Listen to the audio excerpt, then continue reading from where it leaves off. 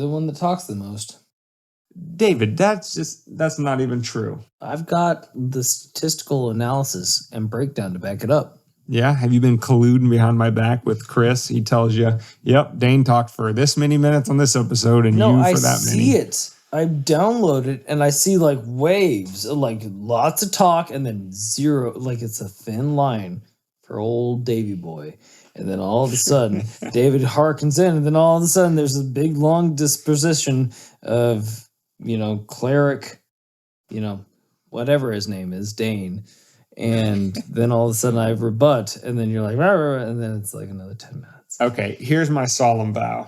Are you ready for it? You don't make a vow, just like it is be that human for a second. It is that you will out-talk me per second on this episode. I will make damn certain of it. Number one, that's a vow to hold you back. And number two, it puts a lot of weight on my shoulders. I just wanted to give you, I wanted to be able to give you a lot of shit and not actually be accountable for it. You want to play both sides so you always win. Of course. Oh, okay. What do you think I am?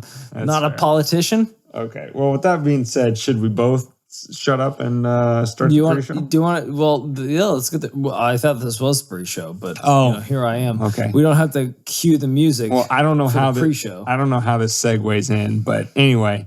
So, David. Yes. Without sounding too stilted and contrived. Oh, I'd hate to sound contrived, Dane.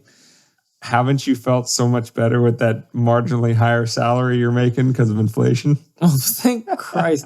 I was just thinking that these high gas prices would really squeeze my balls a tad without the income increase that I've seen. Even though I haven't seen an income increase, but they're definitely telling me that I've got it. Like, hey guys, you totally got it. Like, it's like they're numbers and they don't change. So I don't know what you're talking about, but go ahead.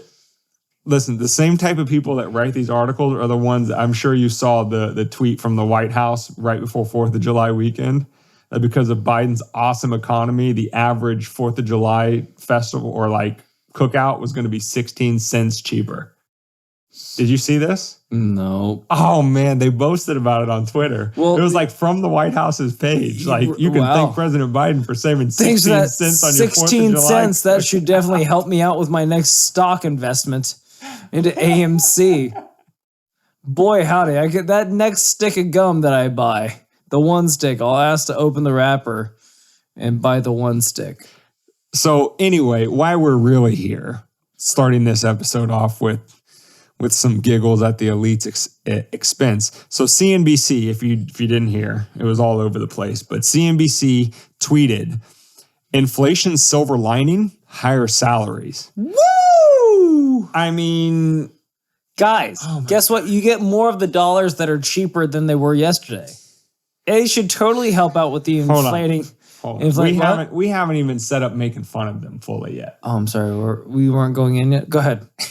So as economically ignorant as that is, the tweet doesn't even match the title of the article they linked to. The title of the article that they linked to is, it's not certain that rising wages will be enough to outpace inflation.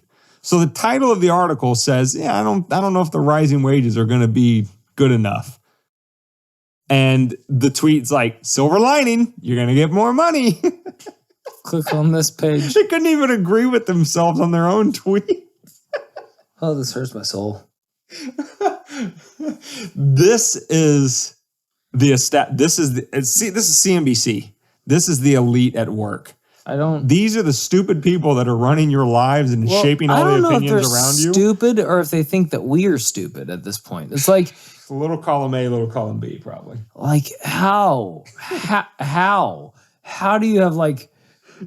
They dunked on themselves in their own tweets. This is like a 5th grader that writes an essay at like an hour before it's due. And it's like, this is the best essay you will ever read ever. And then it's like a paragraph when it's supposed to be 5. So all of a sudden, immediately, it's not the best essay you've ever written. Or maybe, unless this guy's the M. Night Shyamalan of essays. I swear that I just thought of this. Maybe we've been reading it all wrong. Maybe somebody at CNBC wrote that article, and then the tweeter misinterpreted it and misinterpreted it to the way that we would say, like, that's a really dumb thing to say. And that the tweet was supposed to be sarcastic. They're trolling us. Yeah, maybe the tweet was sarcastic on purpose. Well, are you saying that and we're taking them seriously? Per chance, per dream, that someone was messing with us in an unintentional manner and not shoving something down our throat with a silver lining? Like, it always goes down with the spoonful of sugar helps the medicine go down. It's like, hey, guess what? You're going to be paying $5 more for a bag of broccoli, but you're going to be making like $3 more per hour. So it's like it evens out, right? No, because the dollar doesn't. You see how the commerce is complicated. Complicated commerce. So I'm glad that I had that epiphany just now, because I do want the listener to understand that even if I just did it just now, we did consider all sides, and that the most generous interpretation of this tweet is not that they're stupid, but that they were trying to be as sarcastic as we are. They're trying to get a chuckle, and we missed that they're insensitive and don't care about the fact that you're going broke because of this economy. Like, guess what, guys? We know you're starving, but here's a chuckle on us. So anyway, I hope that David was able to, in a very common sense kind of way, explain that if that is a serious tweet, you're a dick. We're going to admit that. Oh no! I was saying if that was a troll tweet, you're a dick. But if that's a real we're saying if it was a troll tweet, again, reading it the most generously we can to you. It's good comedy though. Like, good job, because that's exactly what we're doing. We're making fun of it by trolling on it. All right, fine. However, if that's a serious tweet, may God have mercy on your soul. No shit, man. Like, anyway. So anyway, I think with you want to get to some real topics. I think we should get to something a little more serious. Want to get to the meat and potatoes of this particular pib. All right, well, let's get to it now.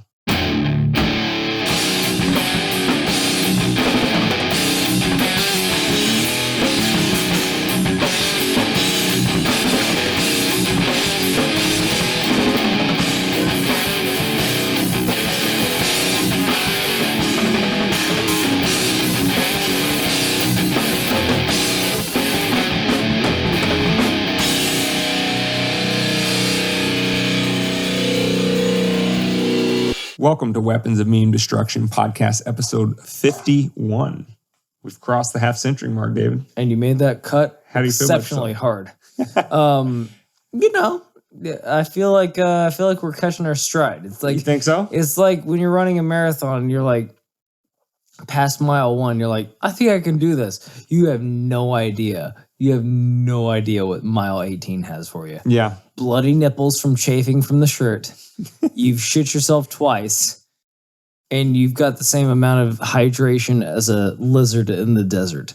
But we're on mile 1, so let's keep the good times rolling. What's the first topic or the only topic for today, Dave? Well, if you would not cut me off in the middle of show promotion, I would like to get through that first. Yes, but anyway, episode 51 can be found at wmdpodcast.com/51. We like to keep it loose here at WMD. You can also find us on any of the socials. Just Google us. Google Weapons of Meme Destruction. You'll find us on Twitter, Instagram, YouTube, and TikTok. On YouTube, make sure to do all those algorithm things, like, subscribe, leave a comment, and we like to engage. Anyway, into episode 51. Getting to David's first topic. This is a bit of a smorgasbord episode, but not really. It's just going to be 2 segments, because on David and I's seemingly never-ending tour of We Told You So, and yeah, I know how that sounds. Let's not be precocious. I know how that sounds, and it doesn't sound nice. Let's not be up our own culo grande. Just remember, when I say that, remember who I'm talking to, okay? I'm not necessarily talking to the person who succumbed to the fear machine and, just fell in hook, line, and sinker because that's what all of the quote-unquote experts in the narrative told them to do. I'm talking to them, the narrative molders, the elites, the ones that know better how to live your life than you do, the ones who scared the shit out of everybody for the last 15 months completely unnecessarily and caused more harm than they solved. I'm talking to those kind of people. By the way, the whole time they are telling you is for your best interests and for the interests of the American people. I think this is a quote from H.L. Mencken, and I'm probably paraphrasing, is that the urge to save humanity is almost always a mask for the urge to rule it. Well, it's the unintended consequences, right? And then like we've always said on this podcast as well, to kind of parlay it, whenever the government comes up with an act, the Patriot Act is the most unpatriot act that there's ever been.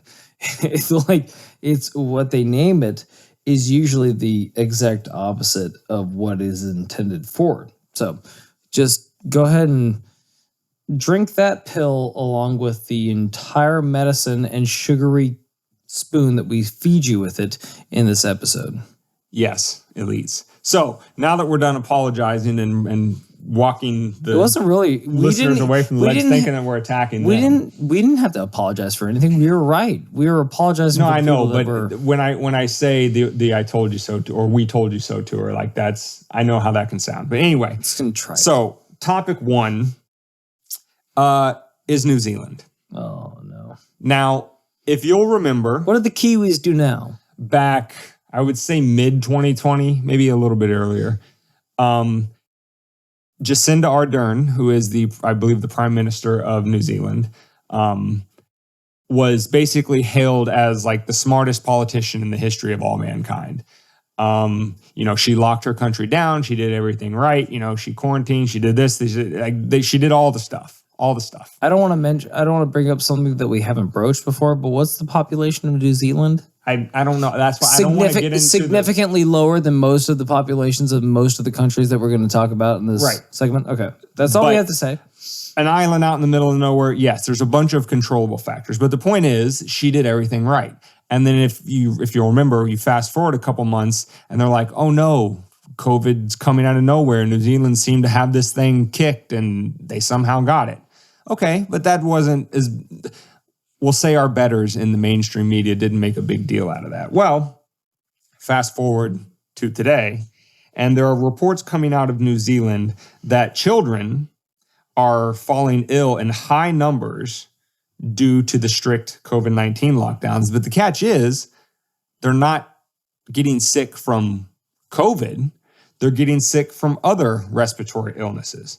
So in Wellington, which is New Zealand's capital, it has 46 children in hospitals being treated for respiratory illness, including respiratory syncytial virus. I shouldn't have tried to read that word, RSV.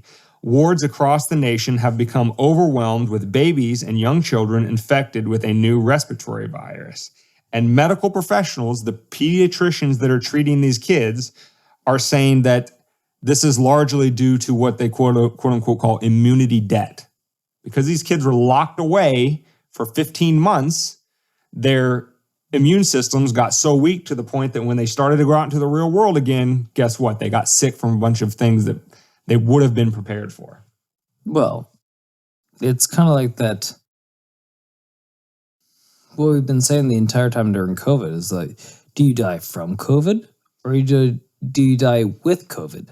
Like the average comorbidities, as they like to call them. It's very, very, medical and devoid of ethos and emotion.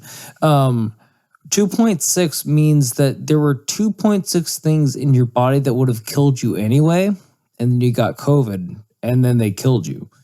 And then, I mean, and you said respirators again, right? You said that the children in New Zealand were on respirators and trying to survive and all of that. I mean, they're in intensive care units. Oh, excuse me. I misspoke. They're in intensive care units. This just seems like all the places that were heralded as, the epicenter, or the gold standard, or this, that, the other, at the beginning of COVID, when we were following the science, when you go down the road, they get worse and worse and worse.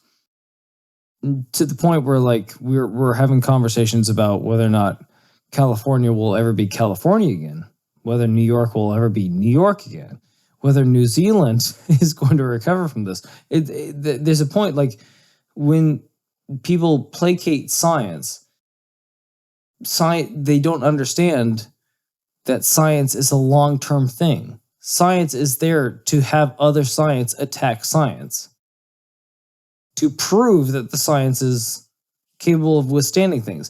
The people were just throwing things at the wall and say like, masks might work. All right, masks, everybody, masks. Like, just stay in your home. Yeah, that should probably work too. It can't get you when you're in the home. Like, Jesus Christ, guys. We were throwing things at the wall. And again, we kind of said that back in the beginning of this whole thing, which is when this whole podcast started. And I don't want to say we told you so, because that's, again, not our business here. But just like, if you didn't believe us then, perhaps now you might be willing to come to our side of logic. Well, it's not even necessarily, at least, yes. Do I want you to believe what I or we have to say? Of course I do. I mean, I'm not going to, why would I tell you things that are not true out of some like weird kick? Of course we want you to believe us. But more importantly than that is we want you to question whatever the mainstream narrative is, whatever, especially when it comes out almost in uniform from all sectors of society all at once. To critically you got to think mask for up, yourself. you got to lock down, you got to get the vaccine, you got to, like, when everything comes at you like that, that's when you're like all at the same time. Your from red flag 80,000 should fly different up. places. Red flag should be up. But, and I've said this on previous episodes before, and I stand by it. Part of what enrages me so much about the government and the intelligentsia, and they're supposed to be telling us how to live our lives, is that I repeatedly point out, well, here's how this goes wrong and that goes wrong, and all this stuff. And I'm like, I don't feel like I'm that smart of a person. Do you, David? Do you feel like we're just like super geniuses for pointing this stuff out? To wit, like, they've done it before. Like, we have standout cases that they've lied to us before or been wrong before. So, Right, like, but the how do we point just accept that their word is ironclad and forego our logical lived experience is one thing, but lived experience isn't always going to like help you predict what might happen in the immediate future. And the point I'm trying to make is by not being that smart and still being like, this is a problem that could likely happen, is that because I'm not that smart, why so many people are just so quick to go along with the narrative. Just stop for 5 seconds and ask the follow-up question. That's really all we're asking you to do, is ask the follow-up question. If something either doesn't add up or it adds up too conveniently, just ask the question. If that one question gets you to think, well, maybe X isn't true and Y is true, and I will go look for myself. If that's all you accomplish, you're ahead of 95% of the population. And bless you if it matches up with everything they're saying. Awesome. Didn't trust them. But at the same time, like... Trust but verify. Exactly. Like, it doesn't take that much. It doesn't take that much. And again, it's a gut feeling. Like, when you know that you aren't dealing with trustworthy people, i.e., watch CNN for 5 minutes and then go over and watch Fox News for 5 minutes and just decide which side is right. Good luck, by the way. You might not be getting all the information that's important for your discerned, educated decision. So do the work yourself, and then guess what? You're going to feel better about the decision either way.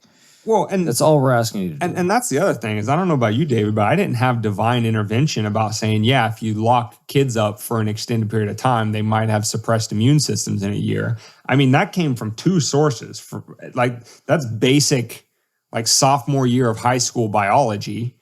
And that is other experts who didn't get plastered all over CNN 24/7.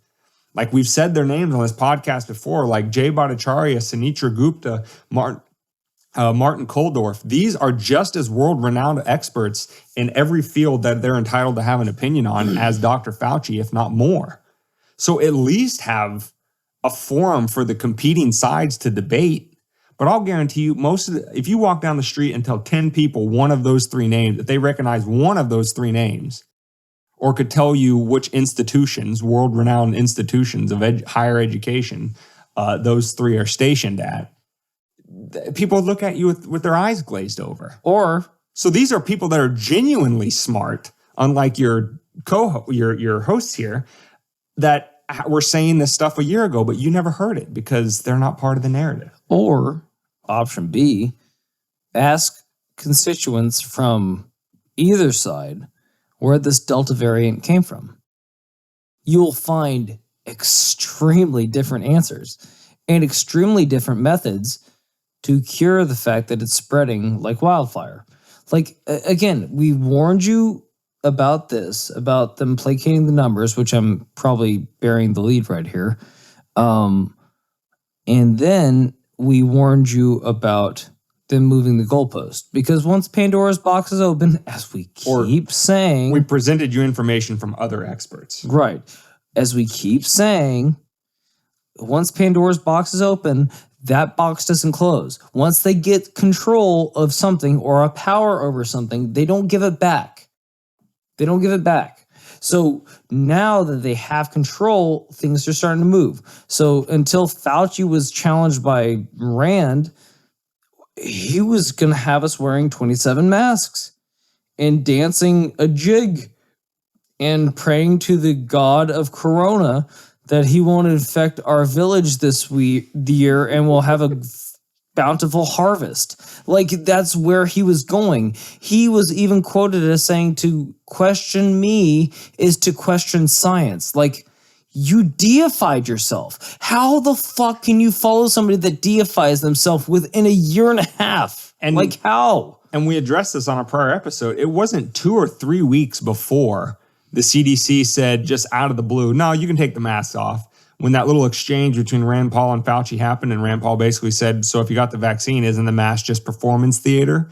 And Fauci was taken just completely aghast that he would suggest that Rand Paul would suggest that Fauci is engaging in performance theater. He's like, nope, got to have the mask, and because you got to worry about variants. That's what he had to say. 2 weeks, 3 weeks later, whatever it was, CDC says, nah, no more masks if you're vaccinated outside. You're good to go. And by the way, all those Fauci emails that we covered on episode whatever it was, MSNBC, they cover it.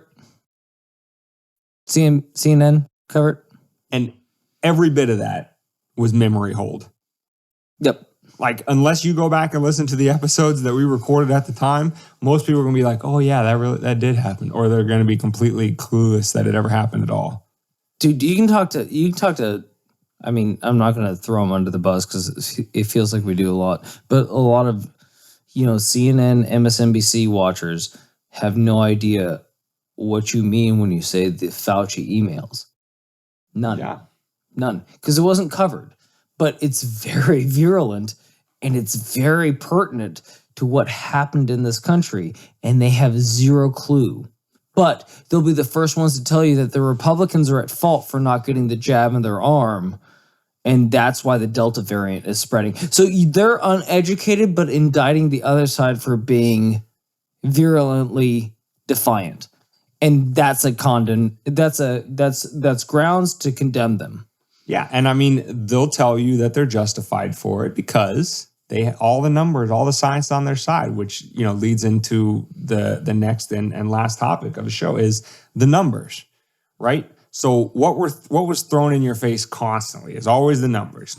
The United States is leading the world in COVID deaths. What a shame, yada yada yada. Or if you are aware must be all that freedom they have over there. If you're aware of the Project Veritas episode that we talked about, where they went undercover and got footage of the CNN executive. Well, I don't know if he's an executive, but like a producer at CNN basically saying, no, we would want the numbers on the screen to be as high as possible when we're running a story. Because, that's that factor. If it people bleeds, tuning back in. If it bleeds, it leads. Yeah. There you go. Yeah, as he said. So let's go back to the numbers. And again, continuing the We Told You So tour, we've already made our apologies, so not apologizing anymore. This was another thing that was said, again, not completely out of our brains.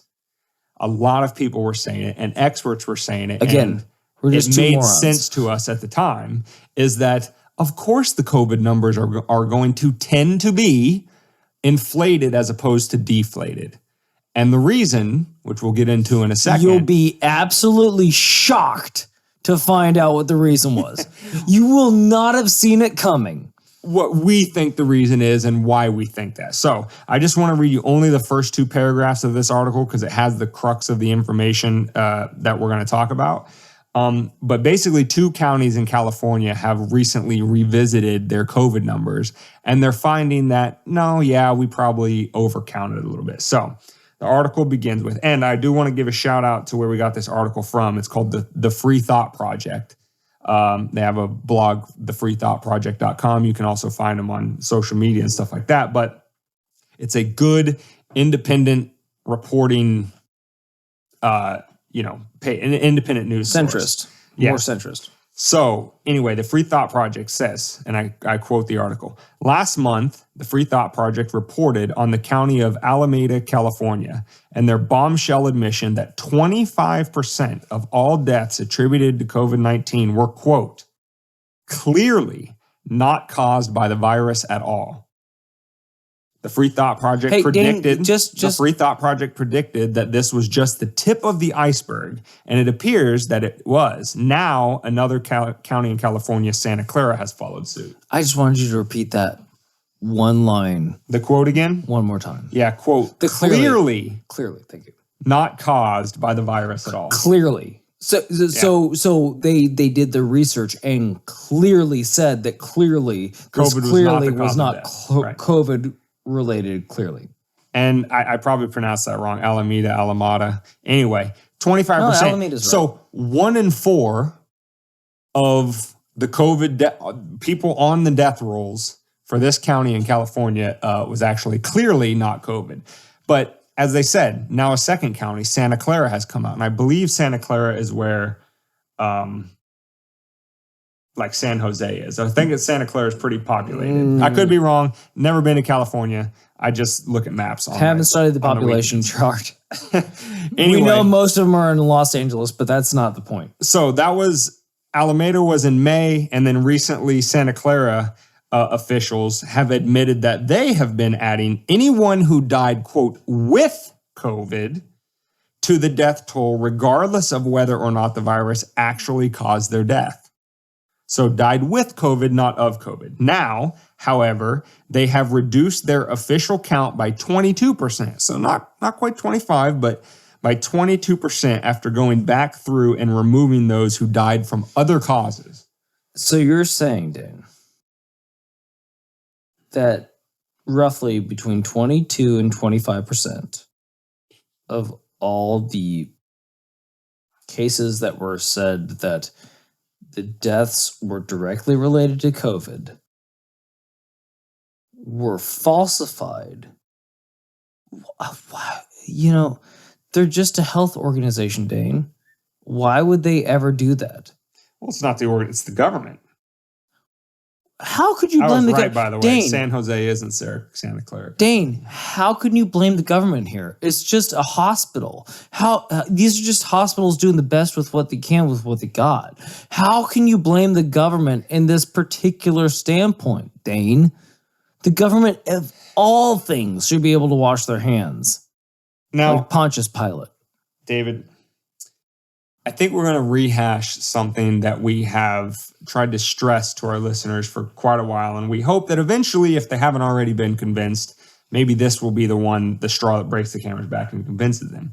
Now, we've explained this several times, and I'll give a very brief explanation again in case you're a new listener. People like helping themselves. If you try to view the world as objectively as possible and say, okay, I can set aside all the things that I think the world should be, and I'm just going to say what is the world as it is? How do people act is the one we're interested in here. And we'll say that human beings are rationally self-interested. Rational does not mean that everything they are going to do is going to work out in their best interest. But based on the information they have, the reason why they made choice A instead of choice B is that based on that information, they thought that choice A was going to be in their best interest. If it turns out not to be the case, that doesn't mean they were irrational. That means they had incomplete information. So given a human being's information, what choice are they most likely to make with the understanding that human beings are generally self-interested? They're going to do what they think is best for them. Okay, so if we say that that's how humans generally operate, and we say, hey, Mr. Hospital, I'm going to take away basically how you pay your salaries. I'm going to take away all elective procedures because we need to dedicate the hospitals to COVID patients. So a bunch of the money you make, out the door. Turn a switch, out the door tomorrow. But if you admit somebody and you classify them as a COVID patient, Medicaid will pay you $16,000. And if by chance that person happens to go on a ventilator for treatment, you get an additional $16,000. So we've taken all your money making away from this other form, and we're going to give you this new form that if you call somebody COVID and perhaps put them on a ventilator, you're going to get money from the government. But Dane, why would they not they took an call oath. more people COVID than not They COVID? took a goddamn oath. It's called the Hippocratic Oath, Dane. Do no harm first, and then all the other stuff is. I don't know the rest because I'm not a doctor. But what I will tell you is that I've watched plenty of what's that movie? What's that sitcom again? Excuse me, Scrubs. I've watched plenty of Scrubs, and I know Grey's Anatomy was a thing once. And then guess what? I know that hospitals don't lie. They've got your best interest in mind. They're just trying to take care of you. And I do. It's not about the bottom line, is what I'm saying. I do appreciate and want to take advantage of the opportunity to say that we're not poo-pooing the heroes. What we're saying is, again, back to the rational self-interest. We can want the world to be a certain way. We can impose our values on the world and say, well, doctors should always follow their oath, and they should always do what's in the best interest of their patients. All people are And beautiful. They should. In their own way. Now, I, just as much as the next guy, really, really, really hope that when somebody swears on something, whether it be the Bible, their grandmother, or something else that they hold dear, that they would follow through with that oath. I hope that for humanity as well. But that doesn't mean that I need to suspend my rational faculties to acknowledge that just because somebody took an oath doesn't necessarily mean they're always going to follow it, or that they can't be convinced that what they are doing is within that oath. So what you're saying? Which the narrative was all about that from the very beginning. The doctors were heroes, and everything they did, every classification they made was essentially gospel. So what you're saying is, Dane, humans are inherently messy, and every situation that a human is ever thrust in has a vague amount of nuance to it, if not a large amount of nuance to it. So when you said that you will do no harm, what does that harm mean? To the patient or to the hospital in general? If this patient was overweight and was going to die of a heart attack anyway, Or to the public in general. but he tested positive with this test that wasn't even designed to test for COVID because, as we all know, we weren't prepared for this. So all of a sudden he tested positive. He had this, that, the other. We know he died of a heart attack, but it might help the cause of the hospital if we say that it was COVID.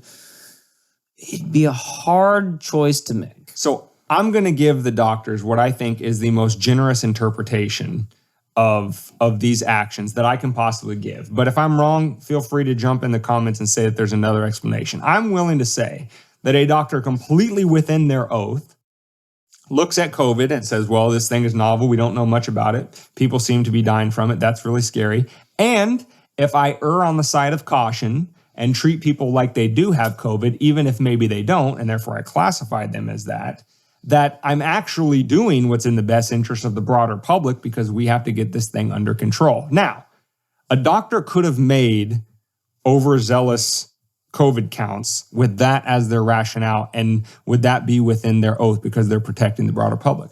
Could be. That's a very charitable reading, but it could be. But the question then becomes, if they're basing that largely on the fear and the narrative that's around COVID, then shouldn't we be asking what the people who were pushing that narrative from the media and the government and every other part of the cathedral, what were their motivations for whipping up so much fear and hysteria, which, as the data started to come out, showed it to be less and less, but yet they stuck to their guns. Or if I may, let's take a more devious topic and just say, like, their hospital's failing financially and they don't really care what the hell they get a hold of. They're trying to make this hospital work because they have to make the hospital work. Because if that hospital goes out of business, they can't treat all kinds of other people. Exactly. So they're doing it for altruistic reasons, but they're doing it for the wrong reasons. So, like, there's a multitude of ways to say this. It's a spectrum. But we've said it before. When you add a monetary value to whether or not you're telling, quote unquote, the truth, or let's call a spade, what they want you to say, then all of a sudden you have a lot more reason to say what they want you to say. Because if I tell you that, well, if you just tell me you're a witch, we won't hang you. We'll put you through a reprogramming situation, but you'll always be known as the witch of this village. Or option B, you don't have to say that you're a witch, but we'll hang you and you can die as a good Christian. Your choice, please. Or, I mean, and here's another way to put when you put the money factor into it. We can put it in economic terms too. In a very common sense approach in economic terms, if you subsidize X, you tend to get more of X, right? Both that and its negative are true. Just ask the government, right? The government says the reason why we subsidize, say, science, for example, is because as we invent more stuff, it has a feedback loop on the economy, making it more productive and everybody better. So we subsidize science because we want more science. The government also says the opposite of that. They say, we want to tax behavior X because we want to disincentivize it. We want to take money away from it. So one example was, I think, Elizabeth Warren put forward, she wanted to tax certain trading that goes on Wall Street because that would be able to disincentivize risky behavior on Wall Street. And, oh, by the way, we can generate a bunch of money to help people. So the government admits that incentives and disincentives work when you inject money into the situation. And what did they do? On this fire of hysteria that they started with COVID, they injected a bunch of money into it. And what's a great way to hedge your bet is to start calling all these healthcare offerers heroes. Because heroes don't lie. Heroes stand up for the greater good. Heroes are Captain America. When all else is failing, they stand up for what's just and right. And then guess what? Now they're infallible. Because you can't call out the heroes for saying, yeah, we misled you to get more money for the hospital. Exactly. We were force-fed a situation and we made the right call for our situation to make sure that all the people under us could feed their families. And I don't hold them accountable.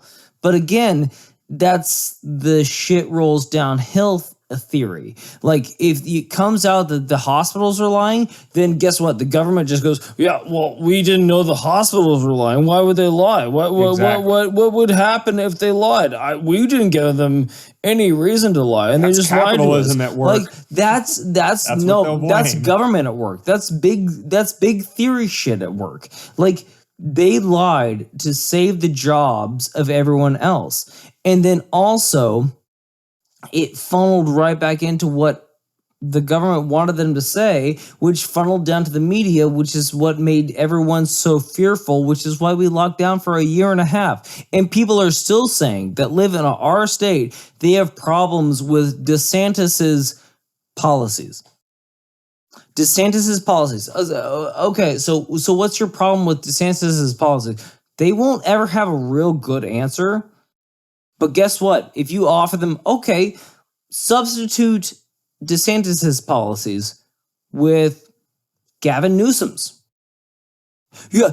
I think he had a lot of good ideas. Well, guess what? Your business or however you earn money has already gone away with just that one agreement. So again, it's never the little man that's at charge, but it's always the little man that gets blamed. It's always the quote unquote heroes that were at the front lines.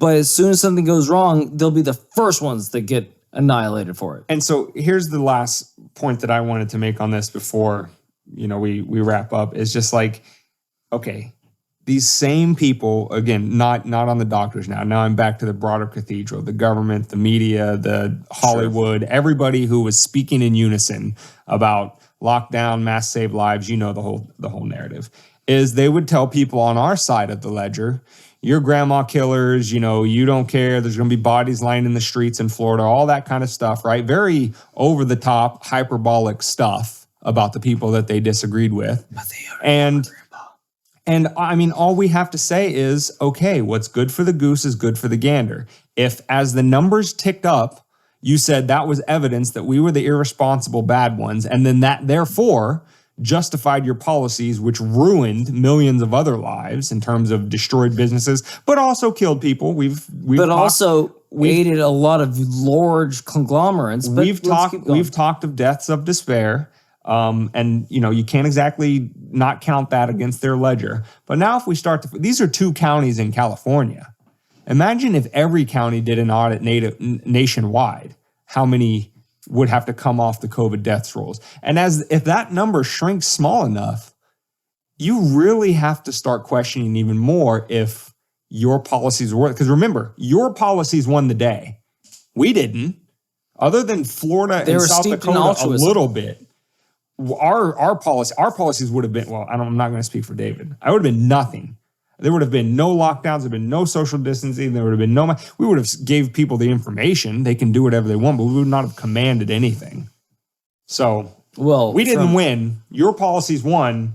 Now take your medicine. For 6 months. And then when people started deviating and saying, like, we aren't going to risk our economical statehood for what you think is the right move. We know that this thing, and again, I don't want to shit on it. Every death, every person that has died extrinsically from COVID is a tragedy, sure. And if you really want to feel our feelings, go back to the episode Fauci's emails, and we'll tell you how we feel about that. However, I will say that all the lies, if it's 20% of the death toll that you said that it is, that we have from these 2 studies, that's placating us, and that's a control mechanism. And once you use it as a control mechanism, you don't have our best interests in mind, which is what I believe Dane and my standpoint has always been here, is that they don't really care about us.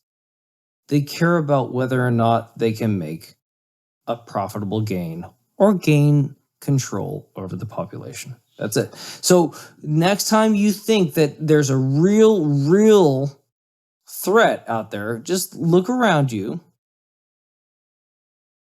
and see who your real constituents are. And whether it's that threat or whether it's trying to understand why a close family member or friend did what they did, just try it out. You don't have to say right now that you agree with us that, human beings are rationally self-interested, and, try to apply that to somebody's actions to see if you can figure out what was motivating them. We're not saying it's a panacea or that but just try it out and see if the explanation that it renders you in whatever personal or macro situation you want to use it on, if that seems to make sense, well, then say, okay, that I'll start with that hypothesis and I'll research and I'll see if it seems to be more right or not.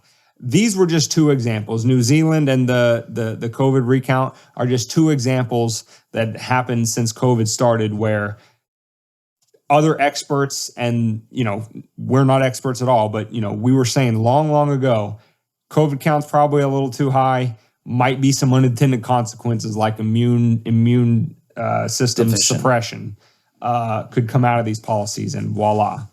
And again, both of those decisions were made just through the lens of, well, if human beings are rationally self-interested, why would they have done X instead of Y? To boil that down to a psychological standpoint, is just don't look for the why, look for the motive.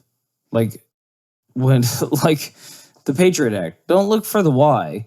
Oh, it's to protect everybody's. Look for the motive. Read through it. Understand what it means. It means that they're going to have more control over you, and it means that you're going to give up all of your freedom. Look for the motive, not the why. That's all we're asking. There you go. Dane, So, where can they find this? Episode 51 can be found at wmdpodcast.com/51. Come over there, sign up for the email list, go to the individual episodes, jump in the chat with us there, or you can just Google us, Weapons of Meme Destruction. Find us on YouTube where you like, subscribe, share, comment. And you can also find us on Instagram, Twitter, and TikTok. So link up with us at all those places and make sure, most importantly, to stop back in next Monday for episode 52. And secondly, most importantly, start critically thinking. Don't just accept what they tell you to think. Bye.